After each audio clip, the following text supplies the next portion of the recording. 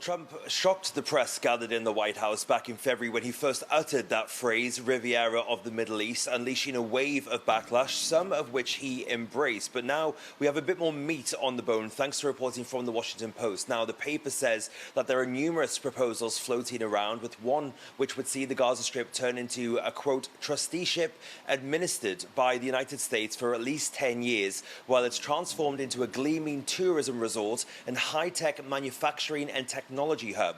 Now, the Post has published this 38-page document which calls itself the Great Trust, standing for Gaza Reconstitution, Economic Acceleration and Transformation Trust. Now, that trust says that it would turn the Strip, quote, from a demolished Iranian proxy to a prosperous Abrahamic ally. Now, Washington Post says that the plan envisions at least a temporary relocation of all of Gaza's more than 2 million people, either through what it calls voluntary departures to another country or into restricted, secured zones inside the enclave during that reconstruction. Now, under this plan that is being floated, Palestinian landowners will be offered a digital token by the trust in exchange for the rights to redevelop their land. Now, that token would either be used to set the landowner up for a life elsewhere, or the token could then be redeemed for an apartment within one of half a dozen AI-powered smart cities that the trust wants to build in the Gaza Strip.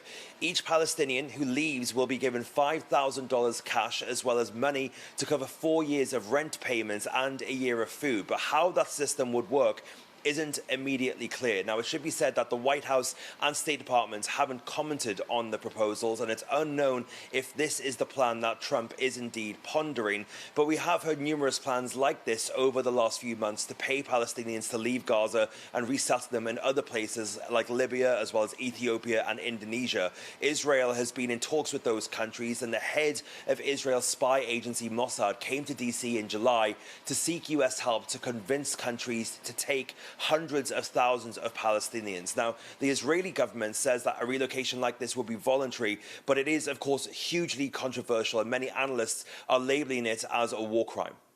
And, of course, this is all coming as the Trump administration has cancelled the visas of all Palestinians just days before the UN General Assembly.